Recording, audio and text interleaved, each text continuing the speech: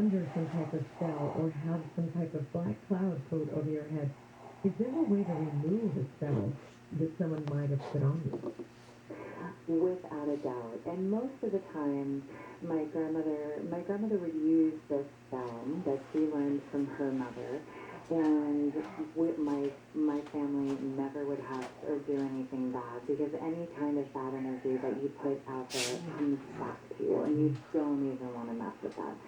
So if you feel like somebody is sending you bad energy, or you want to kind of clear it out and send it back, but it's like getting a letter in the mail that did not belong to you, and it's a return to sender spell. And what this is a candle flip spell. So what you're going to do is you can write going down a long paper candle, so a long, thin paper candle, like about a 7-inch candle. You can carve with a toothpick or a pocket knife or carving tools. You can write return to sender, and you start writing the sentence from the very top of the candle, where the wick is, going down the side of the candle. Then what you do is you cut the very top of the wick off, because that is now going to be the bottom of the candle. And you flip it over, and so that the bottom is now sticking up at the top. And you light a flame, and the wax will melt on its own when you hold the candle flame up to it. And as the wax melts, the bottom wick will appear, and it will light on fire. So you are actually burning the candle upside down. And that is so that every single thing that someone is sending you, like that bad energy or anything like that, is being returned back to them, just bounce back. You're not putting any energy into it, but just saying, this doesn't belong to me, and I'm sending this back to where it belongs. And that is a candle flip. So you light the wick and turn it upside down so that the wax drips down?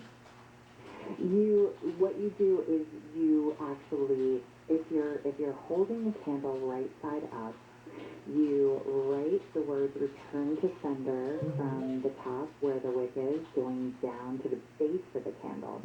And then you cut off the top of the wick so that it just looks like a flat part of candle. And then you flip it upside down so that, and put it in a holder so that the bottom of the candle is at the top. And then you light a candle flame to the bottom that's sticking up at the top now. And as you light that candle flame, the wax will start to melt, and the bottom wick appears, and then it's burning upside down. Very cool. Very cool. Well, that's a great... And if you're confused by this, you can look at the book. 146. Tell you. Yes, and it's a return to sender, and it tells you how to do that. So this whole book is filled with different ways and spells, and I love the positive impact that the slant that the book has. It's you say in the book that your life is the greatest spell that you'll ever cast. What do you mean by that? Well, that is about how you create your life with intention every single day. The thoughts that we have, the way that we choose to live our lives, the impact that the good things that we want to do for others, for the earth, for ourselves, for our community, that is a beautiful spell that will always come back to you and feed you. So that is why when you craft and create your life and the days of your life with intention, it just goes out there and comes back 10 times, bringing you all of the very best things in life. In fact, it's interestingly said, because writing Bohemian Magic and being able to share this story of my entire family, and to pass this down because I'm the last daughter. So this is me passing this beautiful message and all these old spells and my stories to help other people, but me passing it down to them. And what's interesting is that I always wanted to put this out there, but I didn't know how. I didn't have an agent. I didn't really know many people in publishing or writing or anything like that. And what's interesting, which along with the theme of your life is the greatest spell you can cast, I decided, you know what, years and years ago, I wanted to create a magical coven for women where we could get together and support each other and do positive magic to help our dreams come true and just really work together for the positive. And one of these women was Carolyn Turgeon, who ended up being this writer who does all of these incredible books. She does the fairy handbook and the unicorn handbook and the mermaid handbook, and they're these beautiful hardcover, gorgeous colored pictures books that are unbelievable, absolutely enchanted. And what happened is they asked her, well, we would love for you to do a witchcraft handbook. And Carolyn is so amazing that she said to them at HarperCollins, she said, well, I'd love to do that, but if I did that, it would just be a book report of everything that I've learned from Veronica Varlow. So instead, this woman is so amazing that she walked me into the doors of HarperCollins without an agent, without anything. And they heard my story, and they were interested in seeing a proposal, and that is how my dream came true. And I think that first step was creating this thing where I was like, my life is a spell. What do I want? I want amazing friends that were going to help each other and support each other. And that was, almost a decade ago. And then it came around where the dream of my life happened as a result. And now Bohemian Magic is hardcover and beautiful and is going all over the world right now. So, well, it is quite an amazing story. You have an incredible story in the middle of the book, though. I'd love you to share with us about your house. And it was an initiation. And that seemed like a tough one. Could you share that with us? Oh, sure, yes. So what had happened was, you're talking about the fire, yes? Mm-hmm. Yeah. Well, what happened was that I had this beautiful home, and it was this tiny little cottage that I really believed in so much, and painted with stars and made so much magic in this house, and it meant the world to me. And then one night, in the middle of the night, it burned to the ground. And I lost everything. You can see, there's pictures of it in the book, actually, so you can see it. Your journals and some family heirlooms. Yeah, I lost many of my family heirlooms and pictures that really meant a lot to me. And it's interesting because when we, towards the end of it, actually, when I was trying to dig for anything that would be there, I decided that I was going to make a spell. And I created this spell that I would light a candle and I would call to the spirits of the house. And I decided that as the candle was burning, that I would be able to go back to the house and really see the house in my mind and be able to walk through it and take on all those treasures in my own spirit. And when the candle burned completely down, that is when I would know that all of those things were inside of me, that they were a part of me, that all of those physical objects and all of those family heirlooms were a part of my being. As long as there's breath in my body and I can share these things, they are there. I don't need to hold them in my hands to do that. And so in journey and this first initiation that I take the reader through, I have them go to this special place with me that is this house that burned to the ground, and have them be able to find their own memories and their own powerful things that are part of them, that are the stories of their lives, that are in their bones, to help raise them up and call their own power back to them. So did that work? Were you able to hold that because of the candle and the spell that you intended? Were you able to see the spells and the journals and everything in order to make this book? Absolutely. In fact, the crazy thing about all of this is, and I don't think that I added this in the book, but at the very end, when we were digging for so many things and everything was lost, it was actually on the morning of my birthday, and I was digging up something that looked like part of a box, and it was like seared in half by flames. And at the very bottom of this box were a handful of pictures that were only touched on the edges.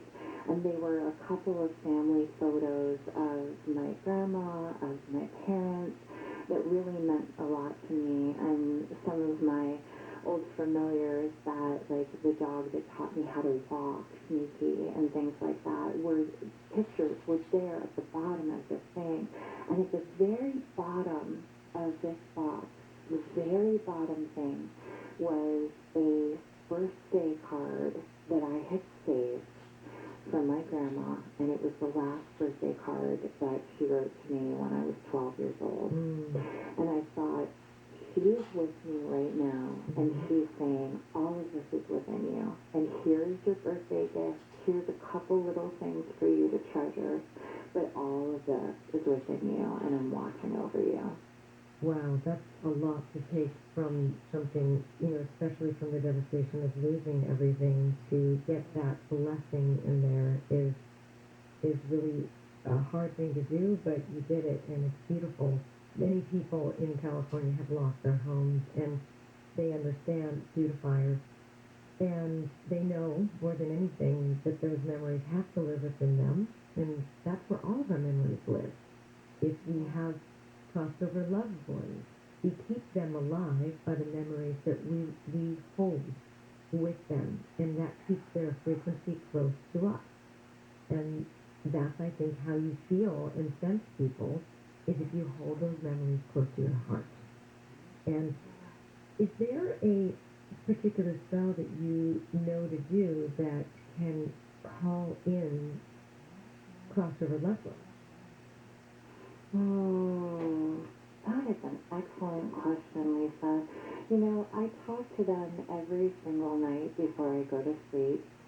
I say thank you, spirits, all the time. That's my regular thing that I say often.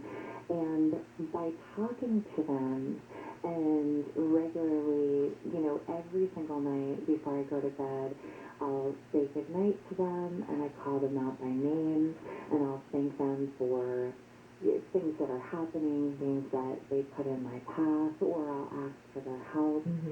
So my version of praying, I guess, is talking to my spirits, talking to my crossover loved ones.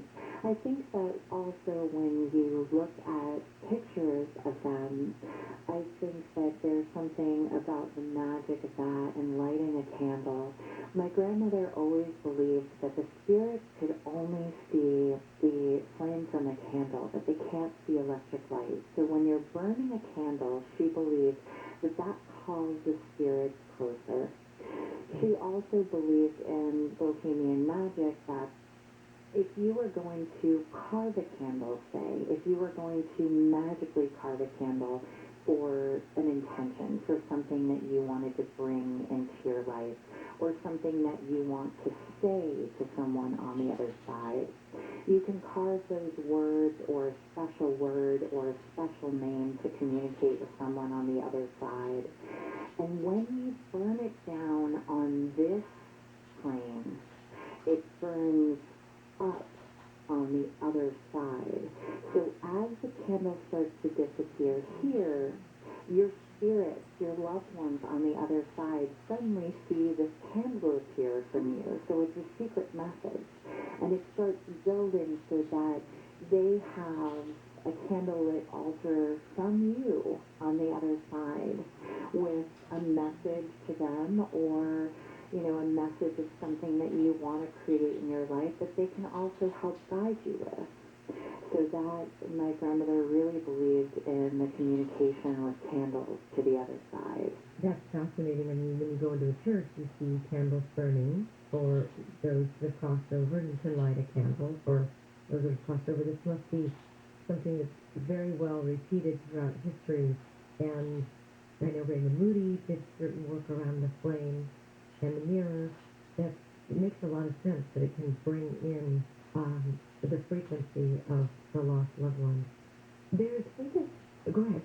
Isn't it interesting that so many cultures Mm-hmm. across the world, even, all sorts of different people and different mindsets and religions and things like that, they all do some similar things to be able to connect with their loved ones from the other side. And I think that the thing that unites us all is that idea of love, and the idea that we all want to continue that love and have it, be known on the other side. And I love that idea that all of us, so many different cultures and religions, burning Mm-hmm. candles for their loved ones on the other side. That's a big theme in your book, is a lot of the spells that you talk about in your book have involved candles. They do. My grandma was very big on candles, and I find that it's funny that Bohemian Magic is actually coming out on November 2nd, which is the second day of the Day of the Dead. So I'm very excited about that. It's perfect timing so that they can all celebrate the release of the book as well. Good. All right, we're going to take another quick break, and we will be back with Veronica Varlo. I'm Lisa Goff. You're listening to Coast to Coast AM.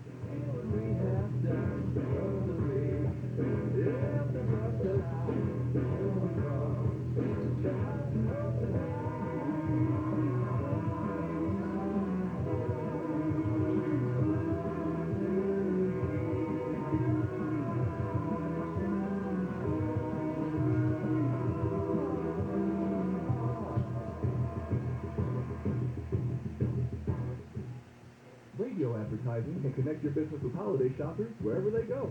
Use iHeart Ad Builder to create an affordable custom radio ad right on your phone. Just click, listen, approve, then hear it on the radio. Create your customized ad today at iHeartAdBuilder.com. So the car market's come down. You need to sell your car before the end of August if you want to sell it for this crazy high money. Give me the VIN.com, America's best car buyer. Sell us your car. GMC.com. So easy you can do it in your Amazon Delivery Service Partners are hiring full-time delivery drivers to meet growing customer demand. Earn at least $19.50 per hour at select stations, plus benefits, and a sign-on bonus of $2,000 from participating DSPs if you apply now. Apply today at www.amazon.com/driver. That's www.amazon.com/driver. No delivery experience required. Terms apply. Hourly rate includes a limited time incentive for delivering a route full-time between October 17th to December 25th, 2021. I've been a janitor at the radio station for 30 years. No one believes me, but weird stuff happens at the station at night. All the lights are on motion sensors. Something keeps turning them on. What the hell is that? Another day, another dollar. What was that thing you told me today? That there's enough fentanyl to kill every single American? I just read that. It's on the brick. I should get the right state one master show. I just blow a whistle and then I go off. The air sucking that goes on usually during commercial breaks. It's like all the room's oxygen disappears. Weekdays 2 to 6 on KFI. right here on KFI. I'm here. I love you. I know you do. Do you love yourself? No. There's two kinds of people in this world. People who have zero or very low self-esteem and liars. And that's it. Mornings from 6 to 10. KFI. The best way to get into trouble and cause a ruckus is to tell the truth. We know firsthand. You actually don't get in much trouble for making things up. You get in trouble when you tell the truth. Weekdays 2 to 6 on KFI. Los Angeles, Orange County. Live anywhere on the iHeartRadio app. Container late fees. I'm Brian Berman from the KFI 24-hour newsroom. The Los Angeles Long Beach Port Complex will start fining shippers $100 per container per day starting Monday if they're left sitting around the port for more than 9 days.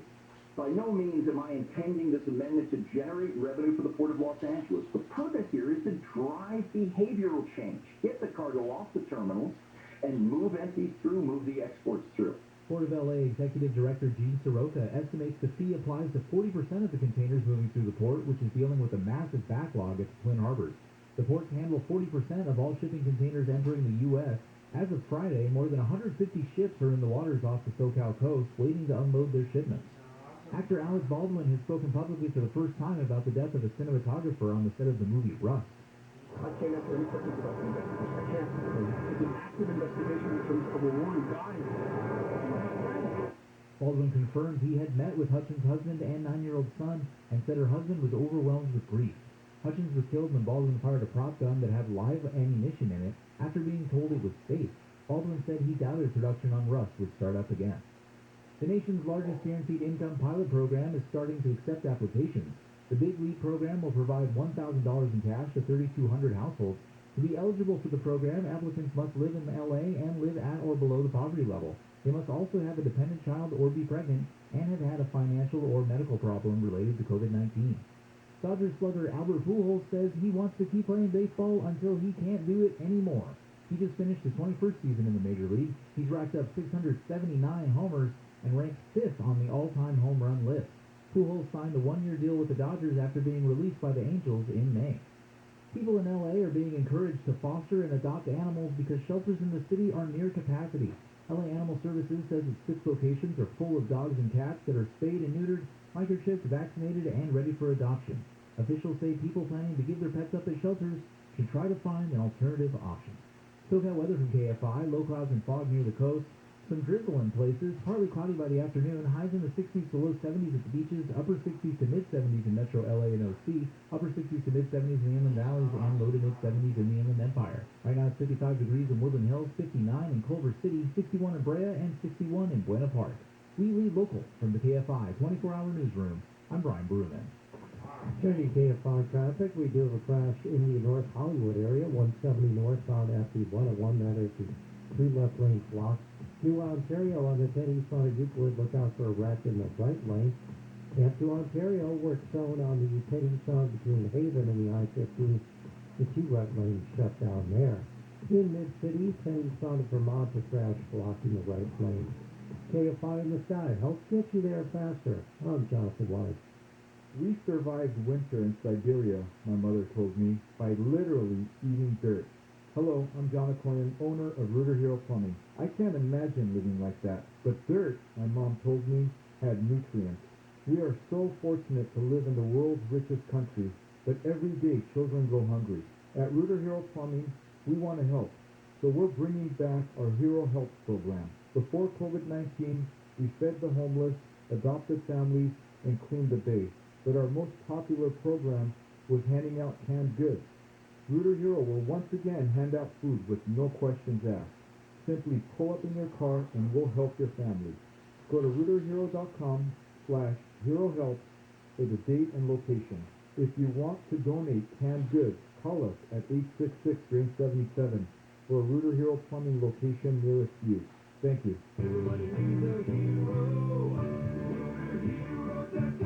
CL 102-8886. Contact our license 1023-790. Kenny, I heard Gettle Air Conditioning has an irresistible offer for everyone out in Radio Land. We do, Zach. We do. Well, tell me about it. Rejuvenation. But the summer's about over. I know. That's why the time is now. You're going to have to explain that. If you have a leak, you can hear as if your air conditioner running backwards all winter. You're saying it needs some refreshment? Yeah. And if you have gas heat, now is the time to make sure your AC is in tip-top shape and restored to factory specs so that you can turn it on with confidence when the desert heat returns in a couple of months. Rejuvenation. How much? Just $129. That's a great deal. Great deals are what I'm known for, Zach. Really? I thought you was mostly known for having a dog named Sadie. Well, that's it. Go. Goe-TTL. Sadie said to say hello, by the way. Hey, it's Dean. What does solar mean for your future? Well, that depends on whether your solar is Sunlux Solar. Sunlux Solar means you've unshackled your home from the rising cost of electricity. Sunlux Solar means uninterrupted